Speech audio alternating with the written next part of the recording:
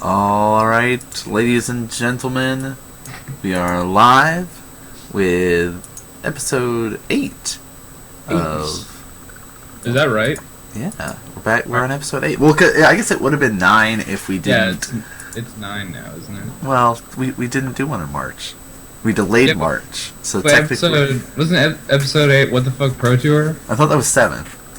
Oh, I don't know. Did you change it? Oh, I don't know. Hold on. I didn't change it. It could be. We could be episode 9. I think we're episode 9. Oh man, look at me being bad at this game.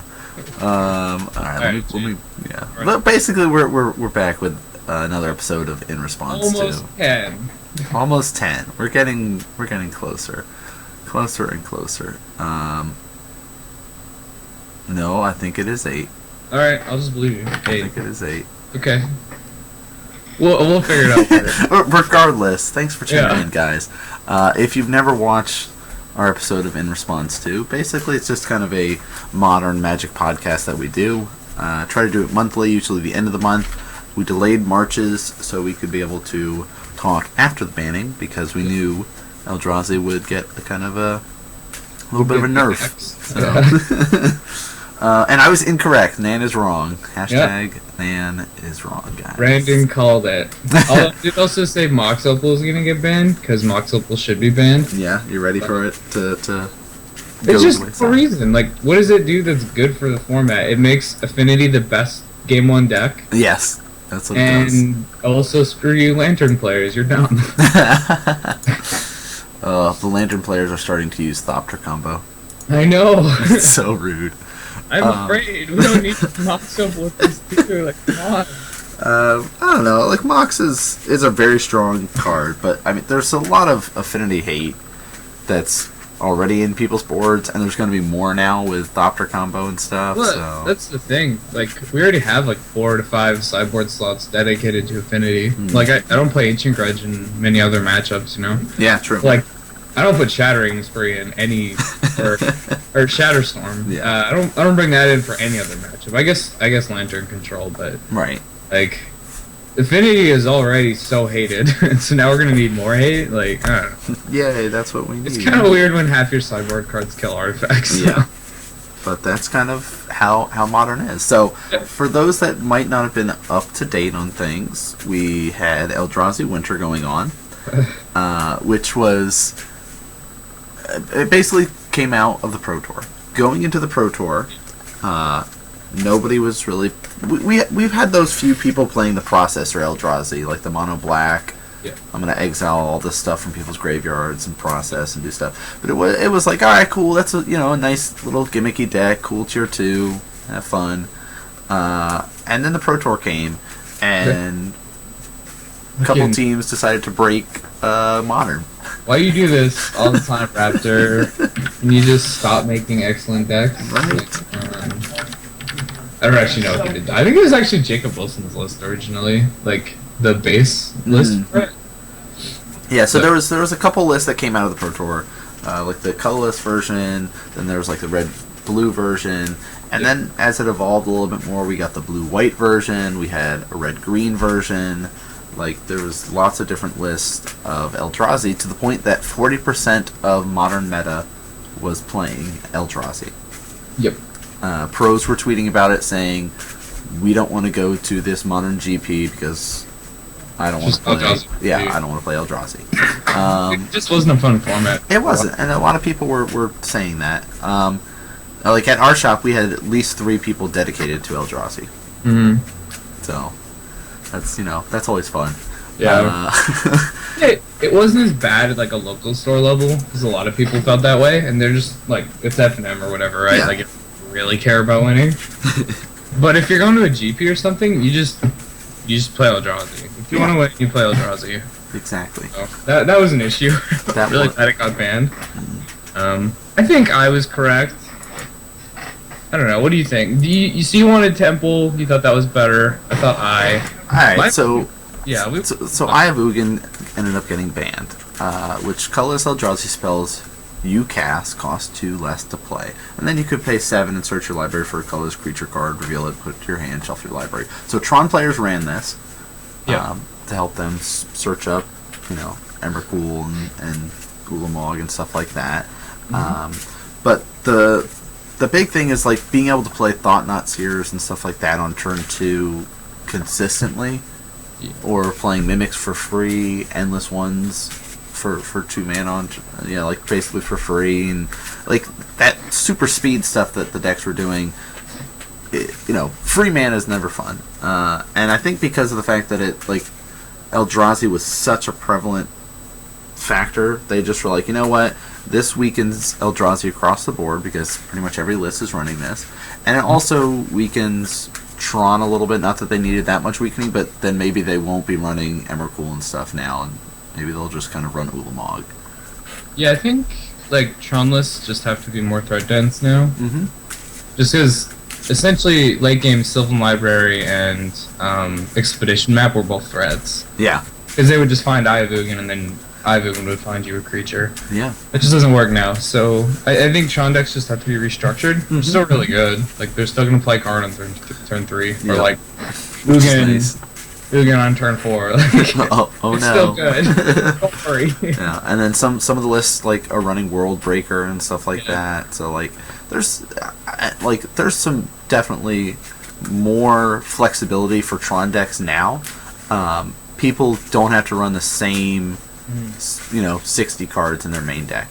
Now they can be like, you know what, I'm going to run Sundering Titan as one of my threats, or I'm going to run more Worm Curls in my list than another list. Like you can have more factors in your list than everybody else's list, which I think is cool. It adds that variety to Tron. Yeah. It's also, it feels much better from the fair deck side when you don't lose to like Sylvan Scrying. Because it's really annoying when your opponent draws Sylvan Scrying. You're like, well, I guess I'm dead. And that was fun. Can't do this. 2-mana sorcery is just too powerful. Like, so I think I don't know. I think it's fine. Like, Tron looked like it was going to be one of the top decks if it could deal with all the little creature decks and like burn and stuff like that. Yeah. So like banning a card that's not pivotal seems fine. Yeah. And again, I think it's the more broken land for Eldrazi, but it might not be. I've heard a lot of arguments that are pretty good. Yeah, I mean being better, but my biggest argument was the fact that we could have multiple temples out. And, but most of the time now you're not really that worried about it. Like I've seen some like black-white Eldrazi and Taxes list that runs like Thought Knots and stuff like that, and Displacers. Yeah. And they run temples and everything, but like that's 4 lands in their list, which is not But imagine if they had the eyes and stuff in there too. Like things could get a little bit. So I don't know. I think as of right now, after the first banning, we had one tournament. There's one currently going on at the Invitational. There's also the Classic this Sunday. So we're going to have a little bit more of a base to go off of. May is going to kick off our first GP since the banning. There's going to be one in LA, or at least one in California. I'm pretty sure it's LA, and then one in Charlotte, North Carolina. And we'll talk specifically the dates and stuff like that later in the show. But so that'll be a good determinant to see if anybody has come up with a list that can still work Eldrazi-wise. I feel like maybe the red-green one could still work, because it wasn't running the Mimics anyway, and it was running like Ancient Stirrings and stuff like that to help you find stuff. And it's kind of like a mini Tron deck already. In a way, yeah. So yeah, I think Eldrazi's still good. Like, it's kind of similar to the Affinity decks where they have only 4 Mox Opals. Like, imagine if they had 8. Yeah. That's what we were doing. Like, and they weren't legendary. Like, legendary. So it's literally just like putting, say Mox Pearl was unbanned. It's not good. Like, that would be Affinity with Mox Pearl. So I think, like, banning it is good. Obviously, it's not as strong as Mox Pearl. It's like a ridiculous example, but whatever. Right. Well, with the banning of Eye, we had some unbannings. Yes. Which, some people speculated about and been talking about and everything. But we had 2 one really big one and one sort of one that I guess maybe... I think they're both pretty big. Yeah. They're both good enough. Yeah, this isn't Golgari Grave Troll. Like these cards are going to be played. This is not an underwhelming amount of cards that got. Yeah. So the first big one is Ancestral Visions. Yeah. Which is you suspend it for 4 by paying 1 blue. And it's exile, just like, the normal suspend stuff, and you slowly tick it down during your upkeep.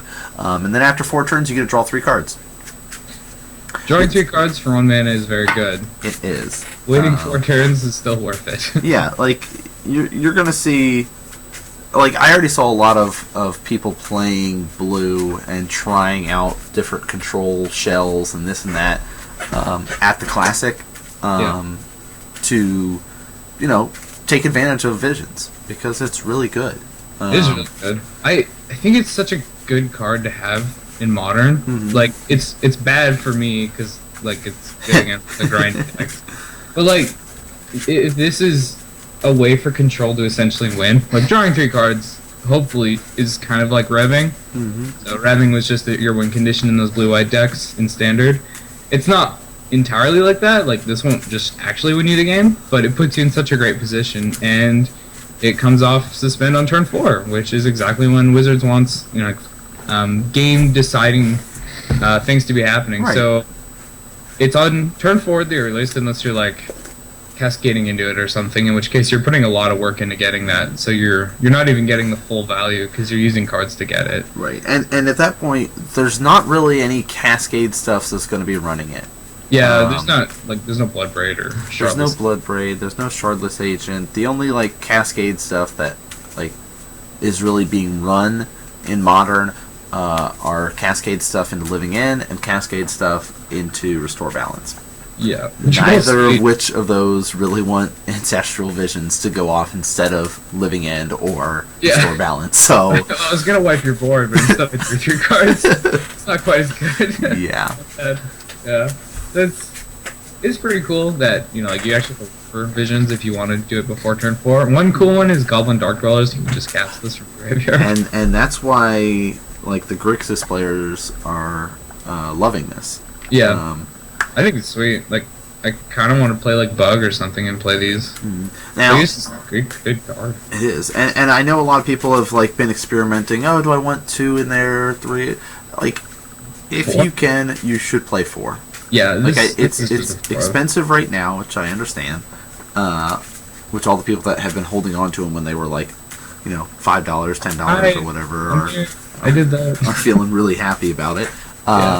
But you should play 4 because you really want this early in the game, like that turn 1, turn 2. Yeah. Suspend that Visions. When you're sitting there drawing it on turn 7 or 8. That's really not where you want to be. So having the more copies of it increases your chances to draw that early on. Yeah, it's awful late game. Which is another thing I like about it. It's just so fair. Yes. Card draw is just such a fair card. The last thing I like that you can you're doing this on turn 4, but it's coming. So if you're some kind of tempo deck, you can save your Remand in a Mana Leak.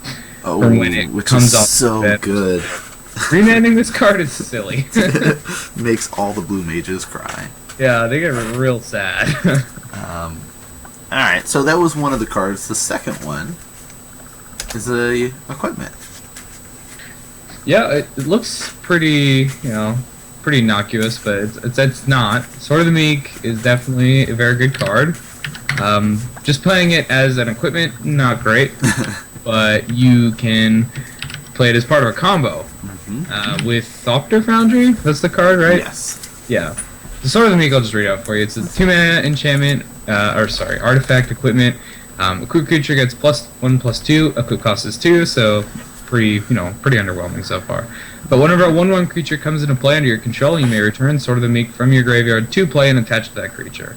And Thopter Foundry lets you sacrifice your artifacts to make 1/1s. Non-token artifacts. You pay 1 mana, so you're basically saying, alright, here's my 1 mana, I'm going to sack that Sword of Meek to get a 1/1 blue Thopter. And I'll gain a life off that, and then when he enters the battlefield, Sword of Meek comes back from my graveyard, attached to that guy, and then I can keep sacking that sword and get a bunch of Thopters, gain a bunch of life, and eventually just swing in and kill you. Combo says pay X mana, get X life, and X air token. Or, what are they? Thopters? Thopters. Thopters. The Thopter Foundry, that would make Blue sense. Thopter artifact creature. Blue Thopter artifact creature tokens. Mm-hmm. So, pretty sweet. This is another control card. It is. Specifically, like an artifact combo deck, like one card we know, or one deck we know about. Mm-hmm. We were talking about Lantern Control being able to use this. Yep. There's decks that are specifically built around this now. Yeah, there's like a Tesserator deck in Modern now. Yeah, that is one of the decks you can do.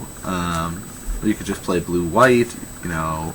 There's the Asper styles. There's lots of different ways that you can make this work. A lot of people are exploring it. Yep.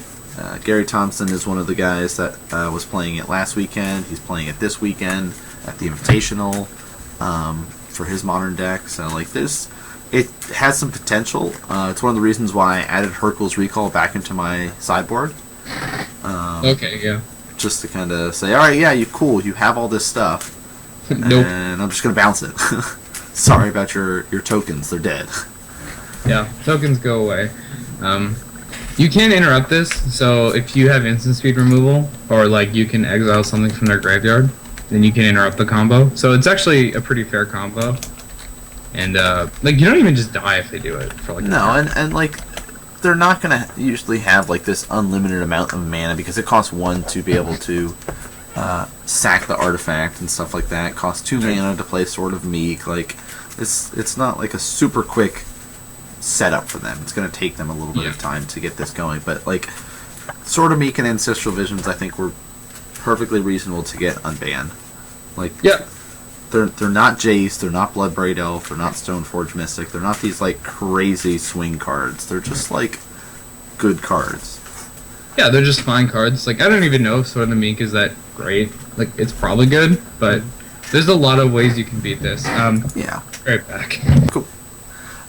So that was some of the stuff that we got to see is at least announcements that were unbannings, bannings, which is always exciting to see the change-ups when a new set comes out, and everybody was waiting for Eldrazi to kind of suffer from it. So we got stupid Eldrazi. Stupid Eldrazi. Yeah. So we had one event like we were talking about. It was the Baltimore Classic, because Baltimore last weekend was the start of the new standard season. So a lot of people were in town for that, and with it being kind of the start up of Modern. Basically, the no Eldrazi Modern. A lot of people were interested to see what was going to happen with that. So, wanted to pull that up for you guys to kind of get an idea about. The top 8 is pretty straightforward of decks that have been in Modern up to this point. Yep. We had Scapeshift take first place, and it is the blue-red-white version. Very straightforward style for it. There was actually 2 scape shifts in the top 8. The second one that was in there was the Bring to Light version, I believe. Wait, so there's white? No, there's no white here. There's blue or green. Right, no, Bring to Light, the other one, the 7th place. Sure. Yeah. Which is just more of a toolbox scape shift style. Yeah. It's sweet. Yeah, both of the scape shifts are good. It's a good deck. So. Huh. Okay. Worldly Council is in this deck. That's interesting. So Worldly Council is 1 in a blue instant. Got Domain. Look at the top X cards of your library. X is the number of basic land types among lands you control. So shock lands work for this, by the way. Mm-hmm. Put one of those cards in your hand and the rest on the bottom of your library in any order. I didn't even know this was a card that existed. I didn't either until my buddy started playing Scapeshift, and then he put together the Bring to Light version, and he said he didn't like it as much as the kind of more consistent, straight-up style. I think it's fair. This deck plays 4 Cryptic Commands, though. Yeah. I love Cryptic Commands. Cryptic's good. It's so fun to play. I mean, it's not fun for your opponent, but it's fun for you. Yeah. This is cool. This is a cool deck. It's also playing Cinderglade, as we have seen a lot of Scapeshift decks doing. It's only got 1, though. So right. It's not too far in on the Cinderglade plane. Probably because they have a bunch of other shock lands. Mm-hmm. Huh. Okay, Worldly Council is in this deck. That's interesting. So Worldly Council is 1 in a blue instant. Got Domain. Look at the top X cards of your library. X is the number of basic land types among lands you control. So shock lands work for this, by the way. Yeah, they have like Hallowed Fountains and Temple Gardens and stuff. This is a cool deck, though. I like this. Yeah, so if you're interested in seeing some of the Scape Shift styles, there was 2 in the top 8. I definitely recommend you looking at over those lists. We had 2 Infect players, one that got 3rd place and one that got 6th place. Yep. Anything interesting in these lists? No, nothing too out of the ordinary. Like, 3rd place was running the serums in his, so just a little bit slower. In sort of his style there. Also, we're starting to see a couple people running Kitchen Finks in their boards, so that's another thing to note for the 3rd place list. I guess, so I'm looking at the 6th place list. They have 4 Become Immense, which is more than usual, right? It's like normal now. So it just depends on the type of it's just extra spells that you have. Yeah, like, you really should be running at least 3. Okay. But depending on how many extra, like, stuff you have, I believe he's running the slips. Yeah. So, like, basically you decide are you going to run slips or are you going to run distortion strikes. Mm-hmm. If you're running slip through space, which immediately makes the creature unblockable, puts it slip into your graveyard, you draw a card, then you can get away with running 4 Become Immense because you're going to have more stuff in your graveyard to deal with. So, to fuel that delve ability. Yeah, it's interesting. I like Slip Through Space. Draws a card. So let's draw a card right on it. So, so it's good stuff. Yeah, no, it's good. That's how we determine if cards are good in Ascension. Like, if they say Banish right on the card, then it's probably good. Probably what we need. Yeah. Alright, so 2 Infects there. We had Jun got 2nd place. Yeah, I'm surprised Jun lost the Scape Shift. This is usually a good matchup for Jun. Or I found it pretty good. Like, I haven't actually lost this matchup yet. So what do you think about his list? I mean, he's running a Dark Dwellers. Yeah, 1 Dark Dweller, just trying it out, it looks like.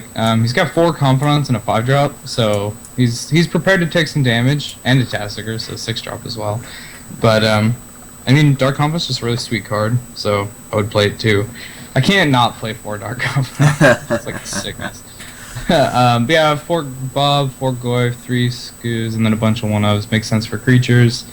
Yeah, this is pretty much the same thing. I guess, like, 3 Terminates is kind of a lot, but that's...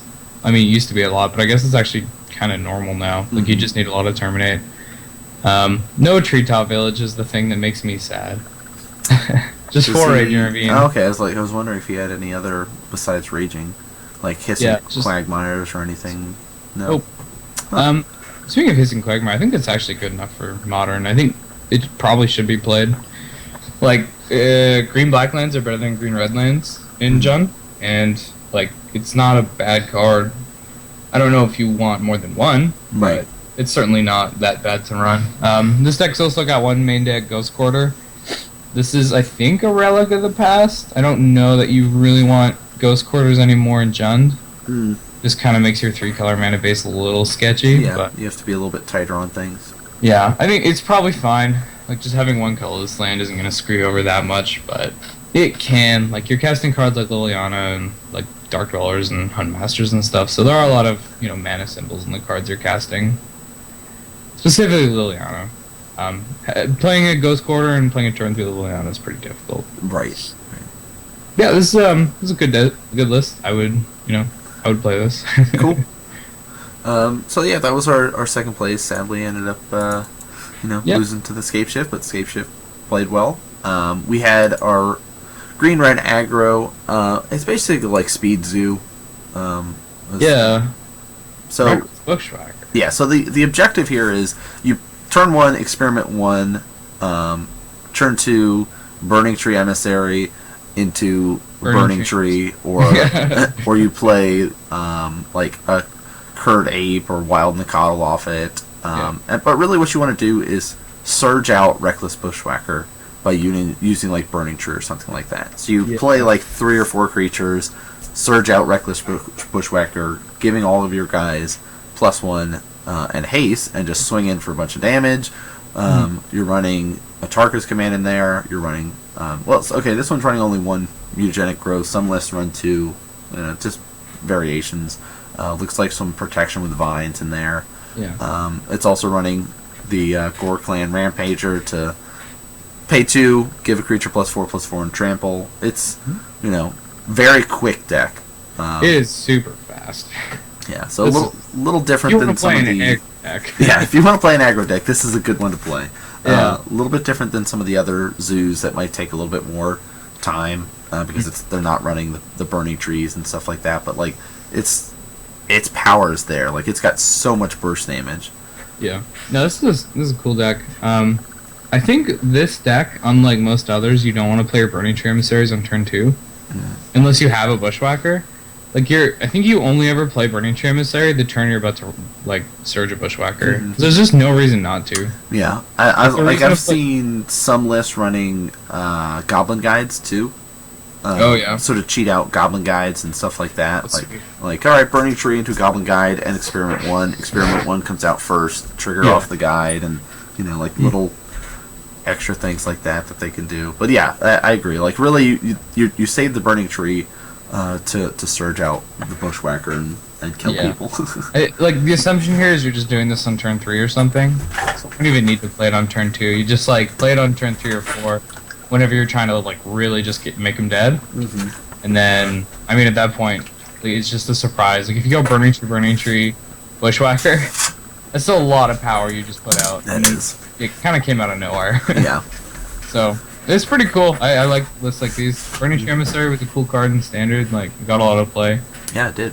I kind of thought it would see more play in Modern than it has, but whatever. Like, this is where you want to be with it too. Like, very low to the ground. Straight up. Sadly, not a budget deck. You'd have to replace 4 Tarmogoyfs, but yeah, what are you gonna do?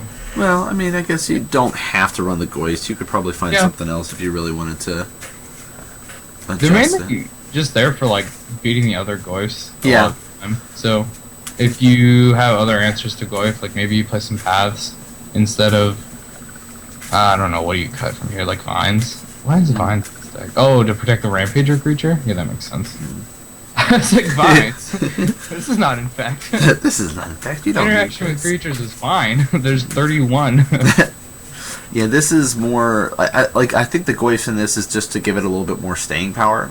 Yeah. So like if you aren't you don't have those draws with Bushwhacker or anything, and you don't have those crazy. All right, here's 10 damage coming at you. Here's 8 damage coming at you, kind of thing. Like this kind of allows you to stay in the game a little bit longer.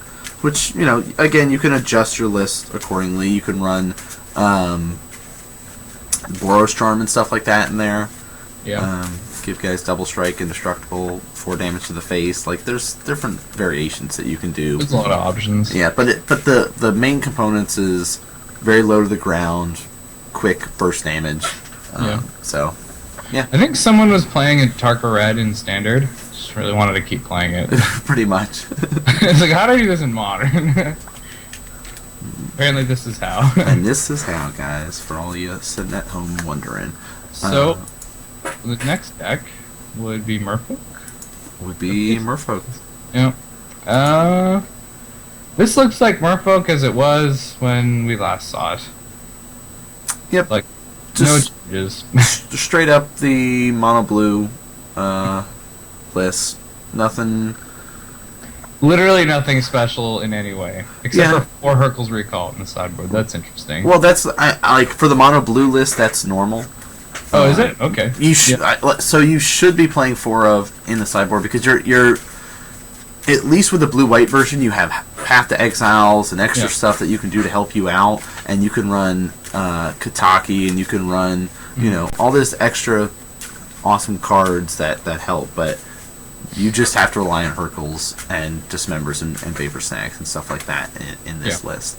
I personally am a big fan of the Shackles. Vidalcan Shackles? Yeah, for the mono blue list. Oh, it's not in here. You're saying he should be playing it. That's just my only. Like, I think it's a great card to run. Shackles. I also. It's like it's. Do I have my list? Where did I put that? Oh, that's my mill deck. I have too many decks. So if you're running Shackles, you probably don't want the Aboro or Minamo. And that's your legendary blue lands. Yeah, and he runs those basically to get around Choke. Or boil, I guess. Yeah. The other thing, I'm a big fan of Unified Will over Negate. Okay. So Unified Will is counter target spell if you control more creatures than that spell's controller for one colorless and a blue. One in a blue? Yeah. Okay. Same cost in Negate. Yeah. So. Huh. Yeah, this is like 28 creatures in this deck, so probably gonna work out for you. Yeah. Unified Will seems good. I like that. It's gonna be bad in like a couple matchups, but like I don't think you want them in those matchups. Like if they're just a better creature deck than you, or they make more creatures, Unified Will's not even good there. Neither is Negate. So yeah. So yeah, I think that is probably just better. Tidebinder Mage is great still for the sideboard. You face against a Jund deck or something like that. The chalices are just that they have like any interaction at all against combo decks. Like they just don't beat Storm. Right. I think they just die to it. Yeah, so that's what like they bring in Chalice, they bring in Relics. I guess there's Curse Catcher. Curse Catcher helps a little bit, yeah. Can help a little bit, but it's not enough. Like you're not going to beat Storm because you have a Curse Catcher. You're going to beat Storm because you have a Chalice. That definitely works. Yeah. So yeah, I think yeah, you probably just need these Chalices. This is playing Chalice in like the fair normal way. That Eldrazi deck was playing Chalice in like a dirty way. Which is why it's $40 now. Wow. Woo. Well, that's also because some of the Thopter lists are running it too. Oh yeah, that makes sense. I think it was spiking during Pro Tour. It was. Oh, it jumped up to like $60, I think, around the Eldrazi winter time. So really expensive. But yeah, this is a good straight up mono blue Merfolk list. Yeah, this is like a good place to start if you're looking to get a Merfolk deck together. Yeah, and I was like, Merfolks are no longer considered budget, sadly. Oh yeah, no, they're expensive. Cavern of Souls is really, really good, and you should run it if you're going to play Merfolk because control decks are on the rise with Visions being unbanned, and Aether Vial is still a little bit expensive. So, yep. To say how not budget this deck is, Curse Catcher, an uncommon, is $18. What? Yeah. What happened to this deck? Well, this is a card that should have been printed in a Modern Masters set by now. Oh yeah. There's no reason it shouldn't have been, unless they're like planning to put it in the next one or something. Like there's like a Merfolk theme or something, which would be sweet, and I'm down. I guess they could put it in that Eternal Masters or something like that. I think that's more for like Legacy and Vintage cards. Well, that's what they said. It could. They have the potential to see Modern cards. Oh, okay, sure. Being printed in it. So like, as I don't know if they need uncommon slots to fill. Yeah, but it's not a good uncommon to just like put in the set. Like it doesn't particularly do anything. It's just a 1/1 Yeah, that can maybe counter something. But if you can find like any deck that it's synergistic in, then I think just has to be Merfolk. Yeah, or maybe like Mono Blue Devotion, but we don't need that again. No, I had enough of that. You got to put it in the right set. Nah, it's not even true. You can just fill an uncommon slot with it. Like it's fine. Like honestly, there's just one uncommon slot with Curse Catcher. Yeah.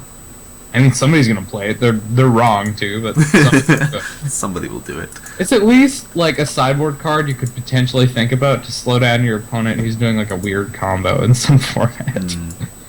Like no, that wouldn't even work because all it's cycling. Never mind, I got nothing. I was gonna say that Astral Slide deck from Vintage Masters. Maybe you put it in there to slow it down, but like everything you do is cycled, so. Oh, so that doesn't. Yeah. Yeah, it doesn't even work. But it could be a different weird combo deck where you're casting things.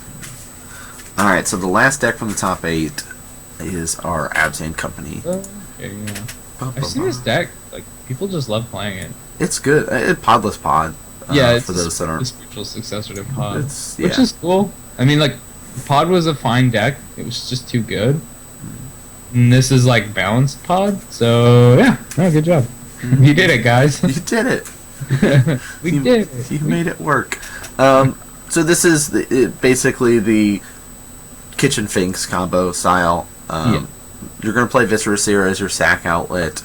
You're going to have Anafenza or Malira, and you're going to play Kitchen Finks. Sacrifice it a whole bunch. to the seer, gain a bunch of life, scry whatever you want to the top.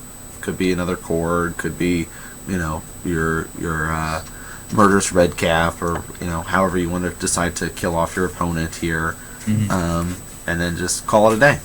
Yeah, there's no red cap in this. Wow.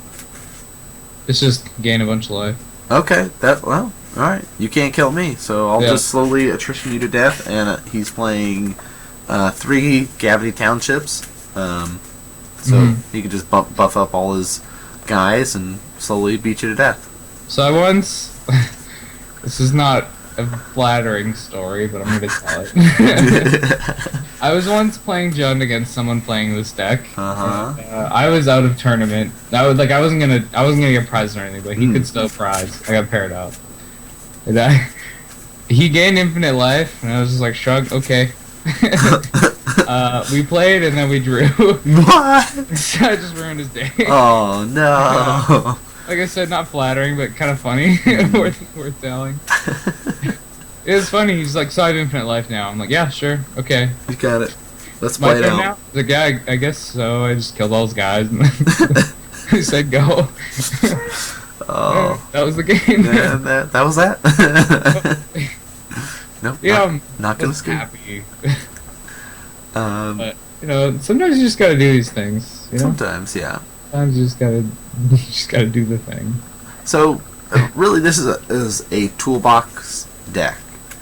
Where you can just find up the things that you need to help you out in certain situations. That's why you'll see like a bunch of one-ofs in its sideboard and everything. And I don't like Eidolon, by the way, when I'm playing Infect. Because which one? Oh, Eidolon the Rhetoric? Yeah. Okay. Which I had that used against me at Baltimore. It was not fun. Yeah. I bet not. I'm like, yeah, cool, I can do all this, pump spells, and you're dead.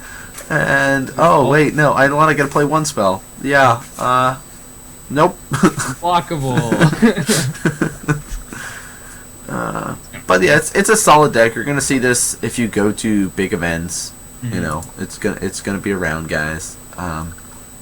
Yep, I was just, like, looking through this list. It's surprising that I don't own any of these cards. No. Like, I might have 1 or 2 of them. Like, I got a Spellskite. Like, I got a Spellskite. Maybe but like, I don't have any collecting companies, like Corticalling, or like Walroots, Voice, Viscera Sears. Just like none of these.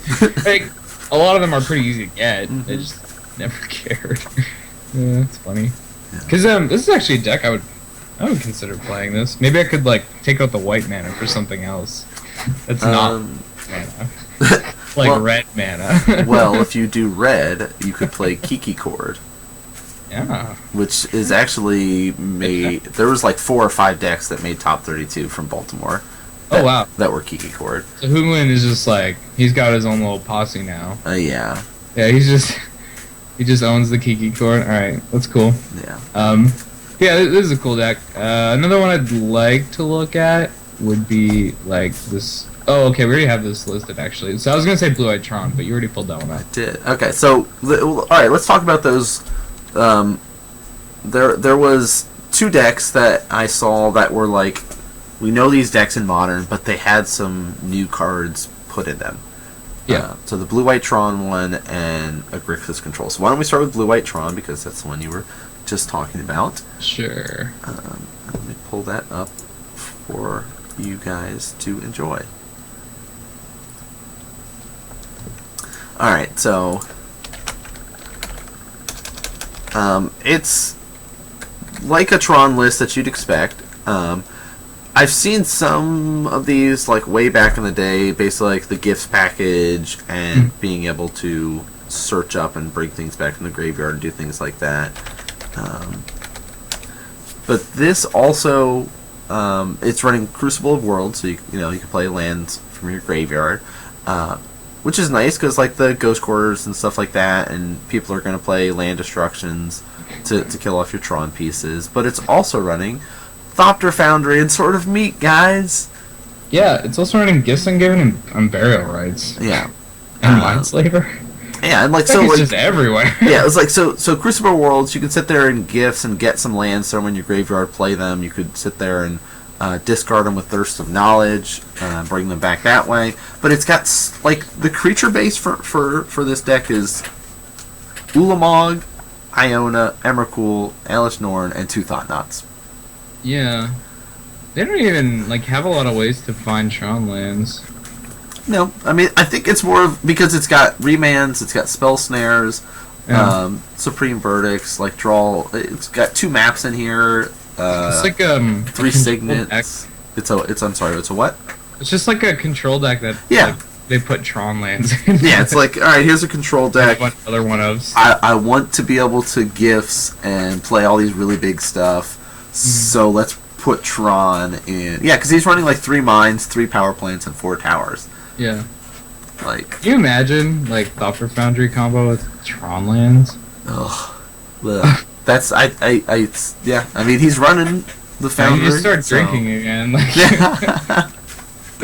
wow, that's pretty intense, man. This guy went full. This guy went all out. Yeah. Full throttle right away. This is cool though. That I love decks like this. It's gotta be. I know it's Tron, and I'm supposed to hate Tron, but this is like the less egregious version because they're not just like haha Karn turn 3 every game. Right. Like, they're not even playing Karn. They're not. They're playing 0 Planeswalkers. I think there's there's 1 Ugin in the board, but that's it. This reminds me of a cube deck. Like it's like so fun. I think it's probably not tier 1. That's okay though. Like not every deck has to be, but this is just like a bunch of really cool cards. I love the fact that it's got. Other than Iona, ban that card and destroy all of them. I love that it's got Academy Runes and Mindslaver in there too, so you can just just like random surprise, guys! Mindslaver lock. Got him. Expedition. Yeah, you just. Oh man, Thirst and what's the other one? Barrel or Gifts Ungiven are just both so good in this deck. Yes. Like they just do everything for you. That's what this deck's built around. It's just those 2 cards, those 4-ofs. Like I think it's just everything for you. Yeah. It's like a Gifts Ungiven Thirst for Knowledge control deck with also Tron lands. Right, and again, it's like it's got all these answers. Like if you go, okay, I'm gonna gifts and get this Wrath of God or the Supreme Verdicts or Burial Rites, and like you've got so many things that you can just start pulling up. And just one thing I want is a Day of Judgment in this deck. Yeah. Because I want to be able to search up 3 different rats with my Gifts Ungiven. That would which be is not nice. something he can do here. But he doesn't have to pick 4. He can just say, all right, give me Supreme and give me Wrath. And I'm only going to pick 2 cards. Because it says up to 4. You don't have to get 4 cards. Yeah, but then they're both in your graveyard. I'm saying I want to be able to. Oh, you want to make sure. Okay. All right. I want to gifts and be like, I am getting a Wrath. Yes. You can't stop. I don't know if it's. Oh, he's got. I guess Terminus. It's like a really expensive one though. Yeah. It's hard to get Terminus to go off. I think that is like what he's using as the 3rd Wrath slot. Because there's Wrath, Terminus, Supreme Verdict, nothing else. It's really interesting. Maybe you can go like Supreme Verdict, Wrath of God, and then a combo. Like if you can't give them both the other cards, like right. Yeah, like he could just be like, all right, here's one of my big creatures and a Burial Rites too. So it's like, well, do I give him like the Burial Rites and stuff, or do I give him this big creature and put everything else in there and hope he doesn't have like a Thirst to discard it with? And this is a really interesting deck. I think it's really cool. Also running like a Azorius Signet. Yes. It's just so good because you've got the Thopter Sword combo, so it's also an artifact to start it. Yeah. So yeah, it's like you want a little bit of ramp anyway, and you're less likely to ever have Tron in this deck. So like having Azorius Signet just seems so good. Yeah, this is really cool. I'm about this. Yeah, 14th place, Blue-White Tron. Wanted to pull it up because it was a little bit different from the Tron list. Little fun for you guys. On the sideboard. Yes. Who wants some elephants? Yeah, I assume this is only getting cast by Embargo Rights. Yeah, but that's fine. Like Tarascon's sweet. 3 for 1. So yeah, very cool Blue-White Tron list. There was another list that I wanted to pull up, which was the Grixis control list. Sweet, yeah. Because I do remember watching this guy play at Baltimore. Okay. And I was a fan. Yeah. Because, so, the creature list, you can see 12 creatures in here. The kind of go-to Tassiger, Cool, Pia, Kira, Snapcaster. Alright, makes sense. Jace has kind of seen a little bit of play in some of the control-ish decks out there. Of course, Vryn's Prodigy is what we're talking about. Yeah. It's pretty easy to flip him in Modern. Oh, yes. So you don't have to worry too much about that, being able to loot. The issue is you don't get enough loots before you flip him. Like, I think Jace is better. Like, Jace is better when you can get, like, 3 loots. You just make your hand better and then flip him. Yeah. He's more vulnerable as a Planeswalker. You can do the, like, cheeky stuff where you, like, block and then flip him. Yeah. Your opponent's turn with it. So I think keeping him unflipped for a little while is good. But I like having the option to just, like, crack a Misty, crack a Delta, Serum Visions, Jace flip. Or Jace loot and then flip the next turn or something. So, like, turn 3/4 flip Jace is still pretty good. Yeah. The thing that I wanted to bring up, though, that I was a big fan of, is the 2 Thing in the Ice that he's running in there. Now, I'm not saying this card is going to be seen in a bunch of control decks or anything like that, but I think, like a 2 of, 3 of, or something like that is pretty cool, because, 0/4 is pretty tough. It's not going to die to Lightning Bolt. Really, you're going to have to be having it be killed off by, like, Path to Exile. You're going to have to kill it by Terminate, Abrupt Decay, things like that, but... I think if your Thing in the Ice gets Path, you're, like, just incredibly happy. Yeah, like, if they're spending their time using that kind of stuff on that, then... Giving you a 2-for-1 on your 2-drop that's not actually doing anything? Yeah. Yeah. Like, this card does not pressure your opponent until it flips, which is probably, like, turn 6 or something. Well, you played on turn 2... Okay, I mean, you could flip it, like, turn 4. Is probably the earliest you can really expect to have it flipped, but, like, that's not that fast in Modern. Like, and you can deal with it. Like, there's a lot of ways to kill it. And the flip side, or just bounce it or something. Like, so it is an investment, and if they're pathing your card that's not pressuring them right now, good. You did it. You got your 2-for-1, and it was totally worth it. So I like it. I think it's a cool addition. Like, you're playing so many cheap cantrips and cheap spells in here. Like 3 Serums, 4 Inquisitions, 4 Visions, a Thought Scour, Terminate, Leaks, Bolts, Commands, Dismembers. Like, you're gonna have ways to start ticking down those ice counters on them. So. Yeah. I like it's even a resilient threat. Like, it's harder to kill this than it is like a Pink or Noir. Yeah. I guess it's easier than Tassiger, but, like, so Colgan's command for this and getting it back is actually good if you still have enough instants and sorceries to flip it, as opposed to, like, I don't know, like Jace. Yeah. The other good cards to get back are kind of more grindy. This thing actually just wins the game for you eventually. So I think that's kind of good. Like, having Colgan's command for an actual really good threat that will kill them in like 2 turns or 2-3 turns. I think it's really nice for the Grixis decks to have. Yeah, no Dark Dwellers though. Why no Dark? No Dark Dwellers in this list. Which I don't know. I think it's pure preference at this point. I think even just a 1 of is good because, guys, you can cast your Ancestral Visions again. Yeah, sometimes you just get 5 mana, 4/4 menace plus draw 3 cards. Yeah. That's a good rate. that's good. Just I feel like a 1 of is perfect for this list. So what would you strip out then for that 1 of? I don't know. There's probably a shave somewhere, like an Inquisition. Yeah, I probably want all those. I don't know what you're shaving for this. There's something, maybe even in just one of the other creatures. Yeah. But I do like a Dark Dweller. Yeah, I don't know what you cut here. It looks like a pretty tight list. Yeah. This looks good. If you want to play Grixis, this is a decent list to start with. Yeah. So definitely cool stuff to keep in mind of, guys, that you might start seeing. Yeah. Thing in the Ice. In just a note: 4 Ancestral Vision in this deck, so definitely just going all in on it. I think it's right. It's the way to play. Card's just great.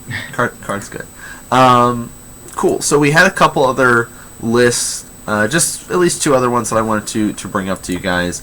It was basically the Thopter style of play. So first one, let me actually pull it up for us. Oh my God, Edel Camp. There we go. There you go. I did it. Made it happen. Yep. And this is the Crack Clan Ironworks combo style. Yeah. Which, if you guys are not familiar with the card, which I actually just saw it for the first time like 2 weeks ago, didn't even know this thing existed. Ironworks, really? Yeah. Oh wow, this is a cool one. I like this card a lot. Well, I didn't really play much during this set, so like all these like old school artifacts and weird stuff, which no idea. So basically, you sack an artifact, add 2 waste mana, 2 colorless mana to your mana pool, and guess what? That helps you to activate this wondery Thopter Foundry. Yay! So this is where this combo is actually just a true combo, where it's like you're dead next turn. Yeah. Or can you give it haste anyway? Can you give his Thopter's haste? I don't see anything. Oh no, he just has Gurper Aether Grid. Yeah, you're actually just dead. Yeah. Oh, this is so cool. Runs a 3 of the grid in there. Tap 2 untap artifacts you control, and deals 1 damage to target creature or player. And he's also running Open the Vaults. Yeah. So, just anyone who hasn't quite figured it out, Card Clan Ironworks makes 2 mana every time you sack any artifact. Yes. And you can make Thopters for 1 mana, so you can make infinite mana. So you make a Thopter with whatever combo, sack a Thopter. So, yeah, this is really cool. I didn't think of a way to just instantly kill you, but like putting infinite tokens in play and then shooting, infinite pings at your face with Gurper Aether Grid. That's really cool. This is a cool deck. Another way is you can just ramp into Emrakul. Yeah, that's good too. It's got a 1 of Emrakul. Less exciting. Yeah, less exciting. So if you're just like, I can't get any of my Aether Grids. Yeah. Well, I've got all this mana. Hey, Emrakul, let me just take an extra turn and kill you. Yeah. Sorry. There's also playing 4 Open the Vaults, so return all artifacts and enchantment cards from your graveyard to the battlefield under their owner's control. So it's like Second Sunrise, I think the name was. Yes. It does the same. It fills the same purpose here, where it's just going to help you get any combo pieces from your graveyard back in play. I think you can also probably just sack a bunch of artifacts and then do it and then sack them all again. Yeah. Like, that's probably also something that'll happen when you're trying to play an Emrakul and you just can't, like, you don't have, I don't know, you have access to Sword of Mika or something, but you have Emrakul in your hand. Maybe you can just get an Emrakul and play with that, which is pretty sweet. Another thing, last thing I'll point out, is that there's 4 Darksteel Citadels, so there's an artifact for you to stack to your Thopter Foundry right there. Yep, your Thopter Foundry, you could stack it to your Ironworks. Like, you've got ways to make stuff happen, guys. Mox Opal. Mox Opal. Good card. Yeah, too good. Even. Yeah, also running Academy Runes because, like, it's just, you need to get artifacts back sometimes. Helps you out. This is a cool deck. I want to play some combo. I love that there's a Hercules Recall in this deck. 3 Hercules Recall in the sideboard. He's like, Affinity's just that fast. I'm gonna bounce all my own artifacts too. Yeah, Ancient Grudge is in there. Oh, Silence, cool. Ooh. That's interesting. I guess you just silence at the beginning of your turn in combo. Yeah. You just force them to hit F6. That's what you're doing. You hit F6 right now. Sorry, you're dead now. Yeah, you can't do anything about this. Yeah, this is an interesting one. I love all these decks that we can play because of Sword of the Meek now. Yeah. So that's like a much more combo oriented. Yeah. And that's like one end of the spectrum that you can start doing now, like you were talking about with Sword of Meek. And this placed 19th.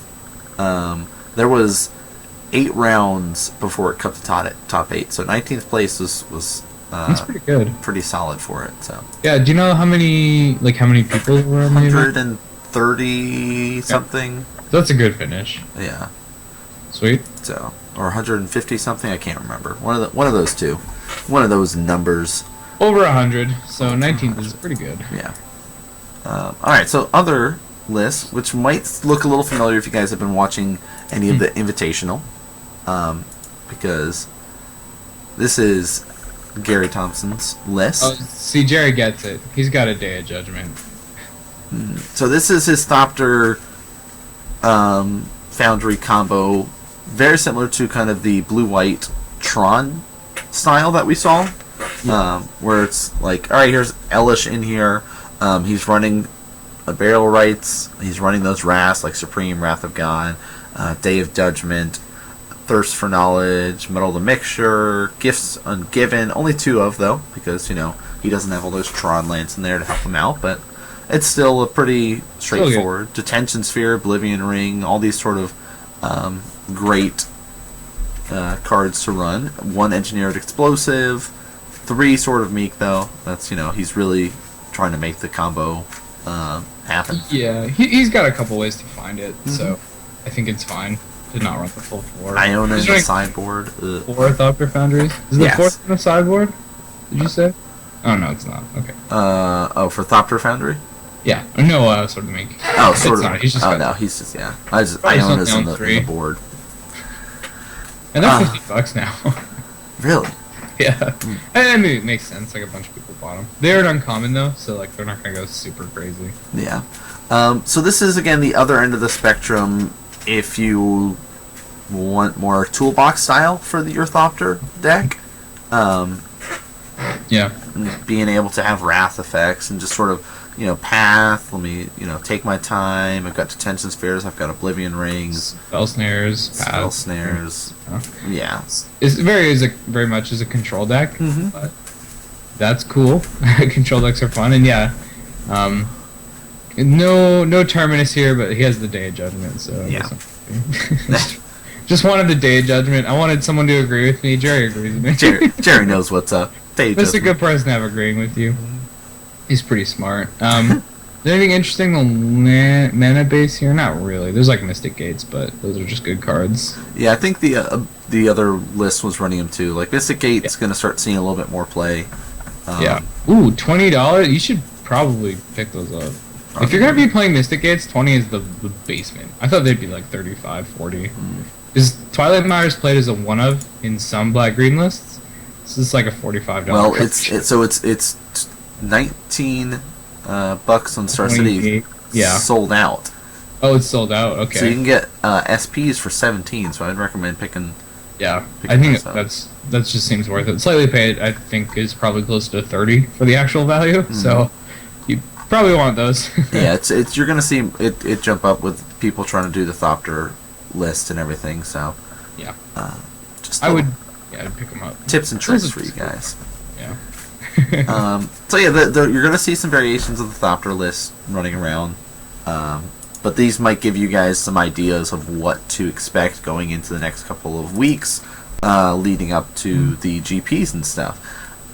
Was there any other lists or anything going on that you saw? I'm still looking at this one. So I figured out why Muddle the Mixture's here. Okay. So you're transmuting for both your combo pieces. They're both 2 mana. I forgot.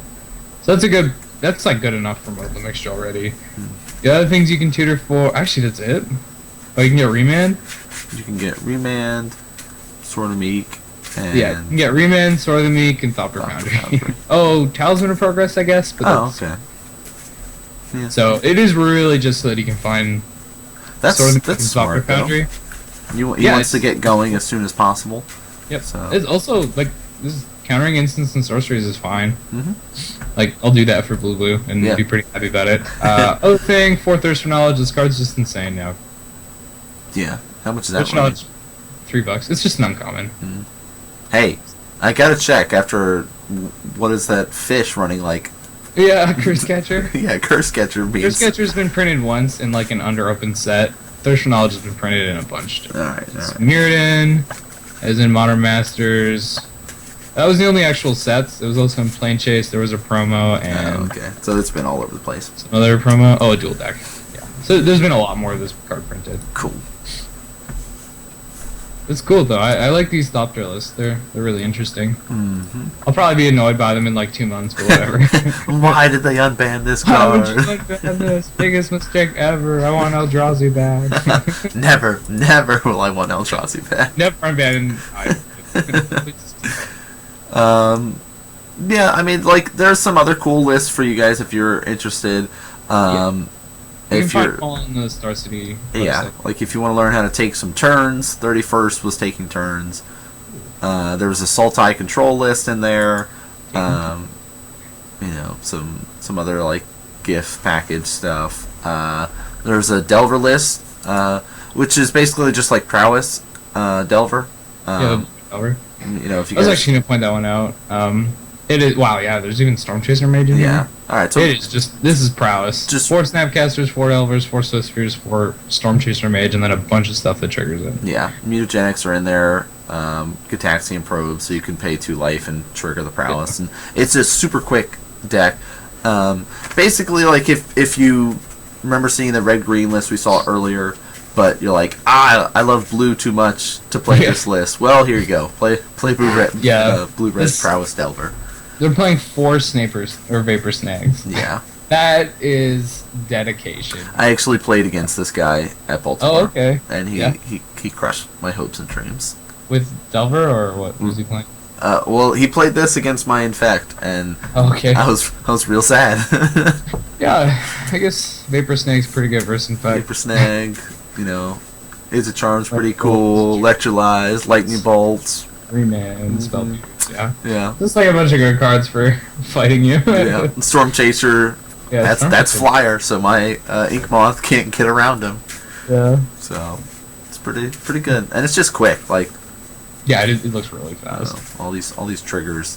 See, this is the deck that I would bring to FNM. Just be like, yeah, it's time, guys. I gotta put Delver in play. I gotta attack you with it. Like, sorry, not sorry. It is. Only one Scalding Tarn though. Just have to play other blue fetch lands. Basic that matters. Why is this mountain even in here? You know, just I don't know. You don't know. That's why. I don't have an answer for you. Probably he's just like, well, I guess you should play one. Well, you know, maybe if he's like, I've got a 1-land hand and it's only, and if he just had islands or something or no fetches, then he's like, man, if I only had a mountain, I could play this Swift Spear. I don't think that's gonna happen. No, Because it's probably not. more like, if I only had an island, I could cast this Serum Vision. Yeah. Something. That's probably more likely. That is. Yeah, just there's some really cool other list in there. But this is a really good showcasing of what Modern is going to be like. Like, there's a Bant Company, there was a couple Kiki chords running around as well, Affinity, bunch of controls, Merfolk Infect, Scape Shift. Like, you can see so many White Red different decks. Angels. Yeah, White Red Angels is in there. This is what Modern should be, Deck. and this is what it's supposed to be. A good There's a lot variety. of diversity. Yeah. There's also a Sultai deck here that's actually sweet. I want to look at. Oh, the Sultai Control. I'm being greedy here. Yeah, Sultai Control. I'm about this. That's pretty much John. That's It's 4 Dark Confidants, like 4 Glyphs made. They even have Scavenging Ooze. But to go along with them, you get to play Snapcaster Mage now. So you get to play Dark Confidant, Tomboy Wife, and Snapcaster Mage, which are all excellent 2-drops from each color. So that feels pretty good. Also 2 Kalitas, which I'm kind of confused that people are playing this a lot in Modern. Maybe it's just better than I think, but I would have thought Tassiger was better, just being so cheap and you fill your graveyard up so fast. But I don't know, maybe this is great. Well, I think it's like you're going to be able to get zombies because you're going to be like, there's so much removal. You're killing off your opponent's stuff. 3/4, it's solid body. I don't know. Yeah. I think at that, you know, like, both are great cards, Tasker and Cletus, but maybe it's just preference too. Yeah, it could be that. I think Cletus is good. I just thought Tassiger was better, but I could be wrong. It could also be the lifelink if he's worried more against, like, burn and stuff like that. Maybe. I think if you want to gain life in this deck, you got Thragtusk.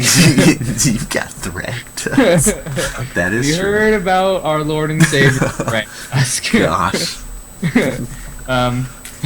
Going forward, or moving on, there's 3 Lilianas, which, yeah, I mean, I would play 4 because I'm just that kind of person. And then 3 Abrupt Decays for, got tough with the removal, 3 Abrupt Decays, 2 Disfigures, it's kind of like Lightning Bolt, just worse. A Dismember, a Slaughter Pack, a Maelstrom Pulse, and whatever Imp's Mischief is. Change the target of target spell with a single target. You lose life equal to the spell's converted mana cost. What? What? Yeah, I don't know why. What is this? Why is this card in his deck? I mean, it's like a rando. I mean, you probably get people real hard. Probably. I don't know how, but you could probably do it. I'm trying to think of an instance where there's Is it just like a black counter spell? sort of, but it's you're changing it to a single target. Something else that's already on this deck? I don't know. I'm confused. All right, so you have to have something target multiple. No. No. Change the target of a spell with a single target. Yeah. So you can. So it's just like you're lightning bolting that. No, lightning bolt that instead. Yeah. And you're Yes. losing life equal to the spell's converted mana cost. Yeah. I don't know. I guess It's interesting. I love it. You know what? Love it. I love it. I like the one of flavorful. You did it. Yeah. But that was, Okay. you've got my approval. Imps Mischief, number one card. Pick them up now. Newest modern tech, $2. Even $10 better. for foil though. 10 for the foil. Somebody's gonna pick up on this. Oh, see, they know. But what I'm really happy about is the fact there's 4 Ancestral Visions in the deck. I just really want to play Ancestral Vision because it's real good. Mm-hmm. Also 4 Inquisitions and 2 Thoughtseize. This is just some guy. This is a Jund player. Like this guy, Alan Norman. He plays Jund. Like that's what he wanted to do. And either way, I guess he just can't play Jund. All right, well, how can I play Jund anyway? Put Ancestral Vision in Jund. All right, yeah, let's do it. Okay, and Snapcaster, yeah, cool. So. Because those are the only things, right? In my Jund deck, yeah. Yeah, those are the only changes, and then just slightly adjusted his mana base. Yeah. Cool. Yeah. It's actually just like it looks so similar to a Jund mana base. He's got another Imp's Mischief in the board. Oh man, 2. Okay, now I gotta know. Now I gotta know. That's what I'm talking about. I was wondering, it's like, all right, what other blue stuff does he got? He's got a Dispel, Hercules, and a Gate in his board, but that Imp's Mischief, guys, I'm telling you, one main and one on the board. I don't know. Do you have room in your list for it? Just a one-up? No. Come on, I'm sure you could shave something for a I one-up. don't even know what I would do with it. Like, when do I cast it? I don't know. Well, you know. Is it just for stealing Ancestral Visions? Is this target player? Oh. Target player draws 3 cards. Alright. Ooh, that would be sweet. That would be spicy. I like that. You see, I like it even more. We're finding more and more uses for it. Yeah, that vision resolves. It's targeting me though. Oh, yes. you could even make people Thoughtseize themselves. Yeah, you can. See? Or Inquisition themselves. Look at this. Okay. Alright, we're getting there. Maybe there's room for an Imp's Mischief. Just a one-up. Just a flavorful surprise. A little bit of spice thrown in. I'm looking at the cards that this would be good with. So, and Snapcasting it back? Oh, come on. Yeah, but it would work with Abrupt Decay, Disfigure, Dismember, Slaughter Pack. Like, Slaughter Pack, ugh. You not only do you kill their creature, so you 2-for-1 them, but they also have to pay the 3 mana? Yes. Yes. Oh. Alright, Imp's Mischief, you're in, man. I'm gonna pick up some Imp's Mischief. But yeah, it literally would work against every other spell in the deck. Yeah. And everything that you're going to be facing, you're gonna want it.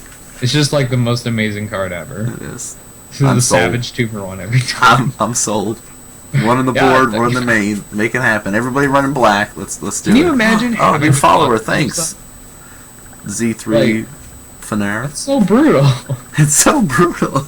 You don't even have a choice. It's just no. This happens. Thoughtseize actually targets you. I get to see your hand because it's reveal.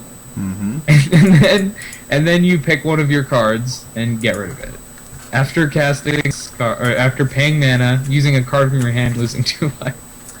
Alright, now I'm wondering if we can make this work in that Grixis list that we saw. I mean, can I just play like 5 of these? Can I just... Well, hey, you can in a way because you can run Snapcaster. Right? Yeah, there we go. See? Snapcaster Imp's Mischief, get wrecked.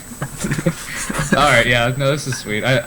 I'm glad we looked at this deck. Yes, me too. Imps Mischief, guys. That's the moral of today's show is It's freaking Mischief. get those mischiefs going. Because you're going to make every person you play go, what? Why is this card exist? I didn't even know that was a card. I didn't either. Never heard about it. Nobody did. Except Alan here. I'm going to go get some Imps Mischiefs, and I'm going to go to a modern event. I'm going to get people. I'm just going to get them. And then you board it out as soon as they know about it. It makes me want to just make a super troll deck with, like, Imps Mischiefs, yeah, and Snapcasters, and, like, Trick Binds, and just, like, super troll people. Yeah, man, I want to do this. We need to brew this list, play it at F&M, and just make everyone mad. It's gonna happen, guys. Oh, man.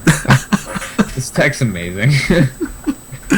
Alright, so any other list that you wanted to talk about from... I looked through this Angels list. It's just like a weird, janky thing. Yeah, the white-red Angels. If you guys want to go look at it, you can just do that on your own. Alright. Talking about it. So those were the list, but again, head to Star City. You can see this is Baltimore's classic. There's going to be another classic tomorrow, so keep an eye out. Maybe we'll see some more Imps Mischief. Maybe there'll be some more Thopters. Who knows? I'm guessing it will be. It will. Two events coming up in May, guys. May 20th through the 22nd is our Modern Weekend there. It's going to be one in Charlotte and one in Los Angeles. Charlotte is going to be hosted by Star City. I'm not sure who's going to be running the one in LA. Sadly, I will not be able to go to either. Oh. I was originally going to try to go to Charlotte, but now I'd love to go to LA. I've got wedding stuff to do, so I can't. Oh, really? Yeah, I guess Charlotte's close to you, isn't it? Yeah, it's only like 6 hours or something like that. Yeah, that's too bad. Yeah, but that's all right. There's plenty of other events I've been going to. Oh yeah. You know, the stuff in our area at least, and states and regionals and all that stuff's coming up soon. So. Yeah, regionals. Those are in Canada now. Oh, cool. The SCG tournaments. It's really sweet. So we got an Edmonton token, probably. I think all the cities are getting like a custom token. Nice. Oh yeah, so yeah. Be an Edmonton token now. I'm kind of excited. That's sweet. I mean, I don't live there, but you know, I used to. I used to. So what you're saying is you're going to go there, win their token, and then just leave? I think everybody gets one. Okay. Even better. Yeah. That way I don't have to win, because it probably won't. Probably won't. The other GPs that are coming up are the next ones are in August for Modern. You see this? Yeah, we're only talking Modern here. There's Lille in France. These are all on the 26th, 28th weekend. There's Indianapolis and Guangzhou. I don't know, dude. It's in China. It's somewhere in China. It's in China. If you live in China, you'll know how to pronounce it. And then you'll know where to fucking show up. You'll know where to go. Because if you're watching the show, chances are you don't live in China. Yeah, I mean, it could. I mean, we're included. Like, if you want to watch in China, that's sweet, dude. Go support for it. Go ahead. Yeah, it's probably just not happening. We're not being against it. So yeah, that's how our GPs are shaping up to be. Let me double check real quick, because something that I did not really include is the Opens. But June 25th and 26th is Dallas, and that is a Modern Open, for those that are interested. And Syracuse, ooh, maybe I'll try to go to that one. Somebody in chat figured out you can take someone's ancestral visions. Saw it. They did it before us. Damn. They knew. Smarter. Syracuse is August 13th and 14th, which is another Modern one. And then, of course, August 19th through 21st is the New Jersey Invitational Weekend, which is standard Modern split. And then, of course, the Open for it is Modern. What? Maybe I'll go to that one, too. I mean, you can go to any of the SCGs and play Modern. Yeah. Well, okay. So, you can go play in Classic, no problem. Yeah. But now the way Classics are set up is it's like you go to an arcade. You win prize tickets, get boxes, get store credit. Really? Yeah. Not cash anymore? Not anymore for the Classics. They had to restructure it. Yeah, like basically they did a whole explanation about it. Like allows them to do more events, allows them to put better prize into the Opens and better prize into like the Invitationals and the Player Championships and stuff like that. cool, but attendance on classics have definitely dwindled, I feel. Yeah, I would think so. I mean, it's not a cash prize anymore. It's not quite as cool. I mean, it's still, like, you get to play Magic. You gotta play Magic. Yeah, it's like, I know I got to, last year, play in the classics before they restructured and won $100 and was like, felt ecstatic that I was so close to top 8 and made money off it. And then last time I made top 32 and was like, alright, cool, I get 30 boosters essentially, or like a box minus 6 boosters. Yeah. Alright, cool. I guess that's cool. Yeah, I guess I can ship the stuff I get in this box for money. Yeah, you can just sell it. You should just sell the packs. Honestly, like, if you just had packs that you don't want, like, just sell them. Yeah. Don't open them. Don't open them. Don't do it unless they're like a new set, in which case fucking do it. That's what I did. Just open them. New set, open stuff, flip them. But yeah, that's just kind of upcoming events. Shadows over Innistrad came out, which started out the new ban list and all the new stuff.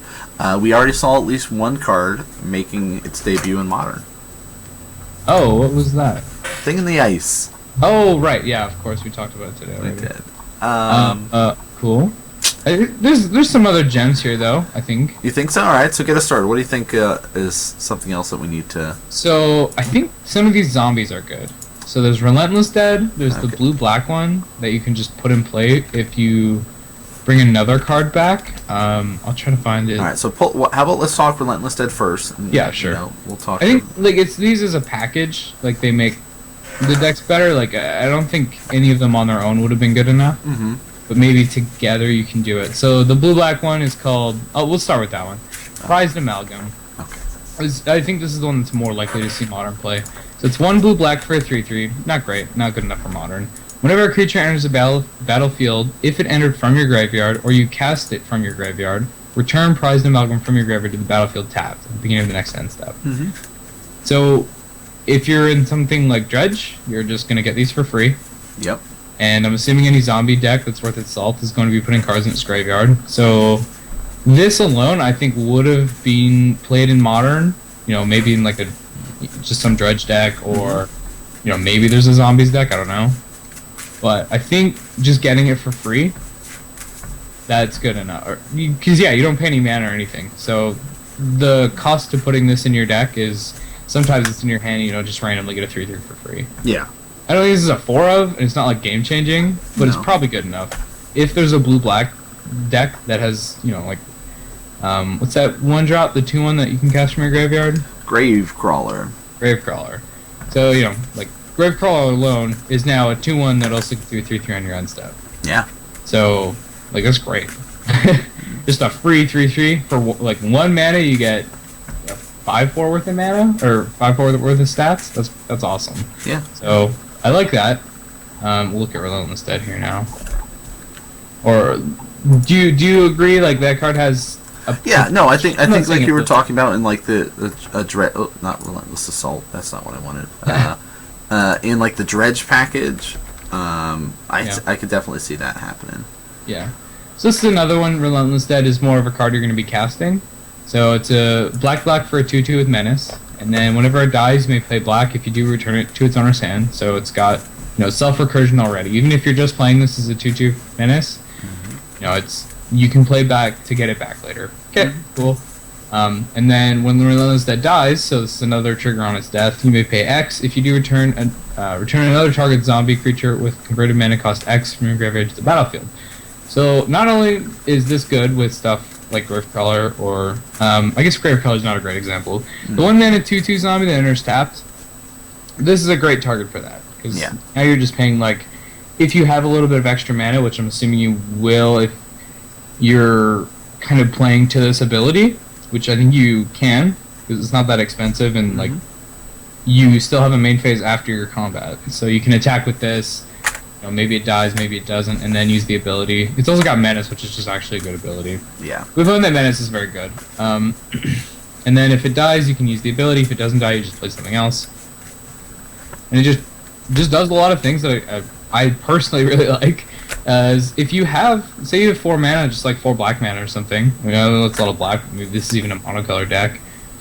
you get your 1-drop back, plus put this guy back in your hand. So if it's traded for a creature, you're just up 2 cards. That's great. Yeah. So, you know, if there's a zombie deck that wants a little more staying power, then Relentless Dead can kind of do that. Other than that, I don't really know. I haven't thought about it too much. What would be good here? I don't know. I was looking through some of the cards, and there's nothing that's like jumping out. Like we don't have like a Tasigur or something like that. No. I think cards like Declaration in Stone might get there. That's a possibility. Just like an efficient removal spell.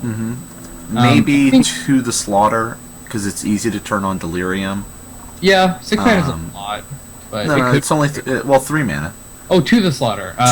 3 mana. You Planeswalker. Turn an opponent sacks a creature or Planeswalker. If you have Delirium, they have to do both. Yeah. So like maybe you might see play, but there's I don't know. Shadows over Innistrad is a great set for spicing up Standard and making things interesting with it, but there's not that much that's going to see too much external play right off the bat, I feel. But I mean, people have been playing Sin Prodder a little bit.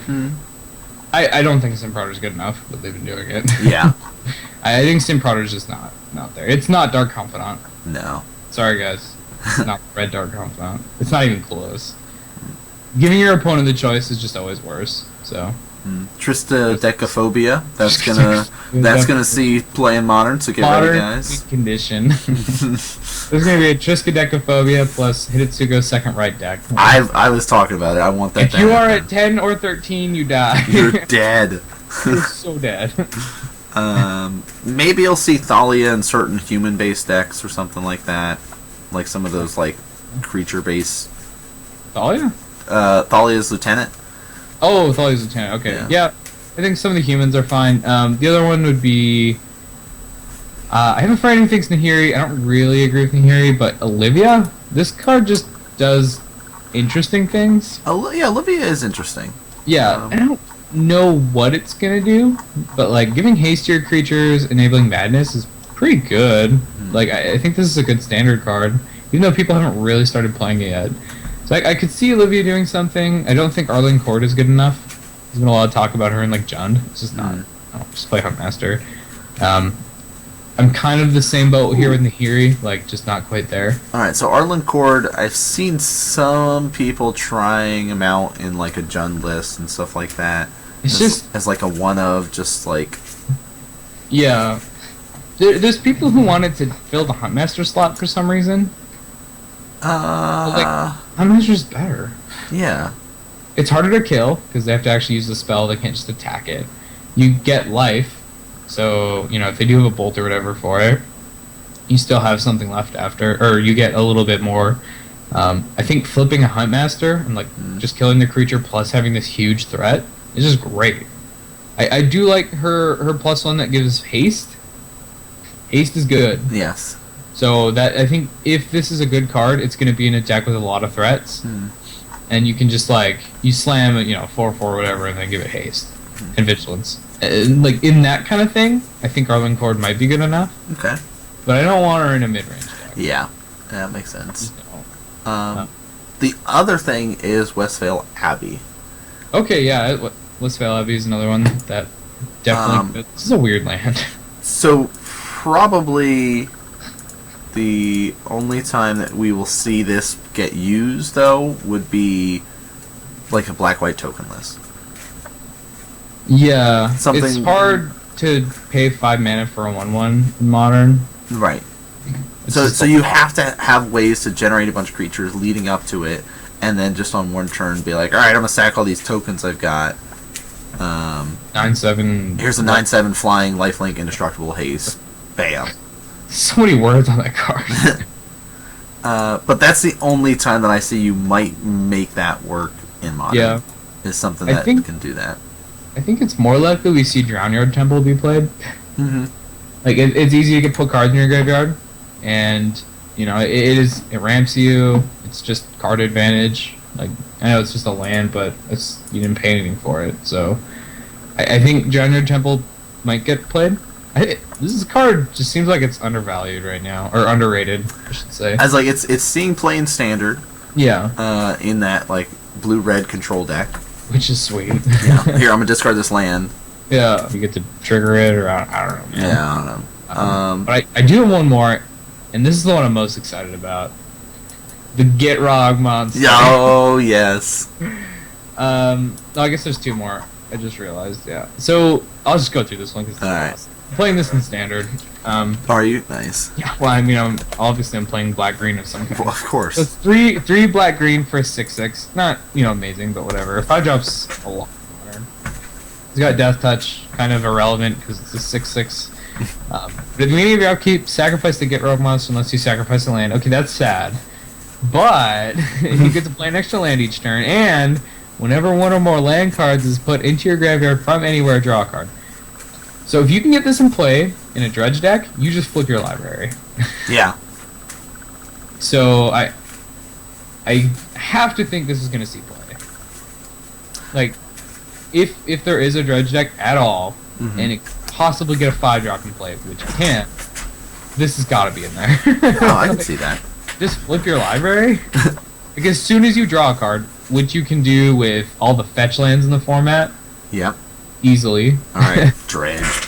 Yeah, and then you just dredge. You just, like, okay, I'll fetch. Okay, instead of drawing, I'll dredge, flip my deck. Yeah. Did I do it? Like, this is what I was supposed to do, right, guys? Yeah, this is how the game works, isn't it? Like, this card is very good.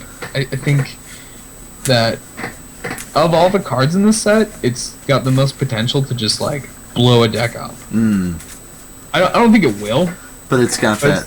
It's got a little potential there. Also the art. What the It's got an arm sticking out of his mouth.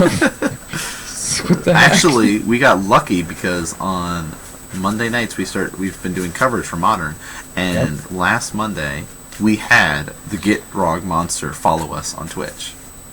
The Gitrog monster followed you on Twitch? The Gitrog monster followed us on Twitch.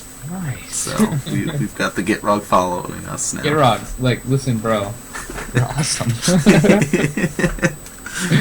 Oh, that's so sweet. Yeah, I think this card's really cool. I can even consider it as a one-of in like a mid-range deck.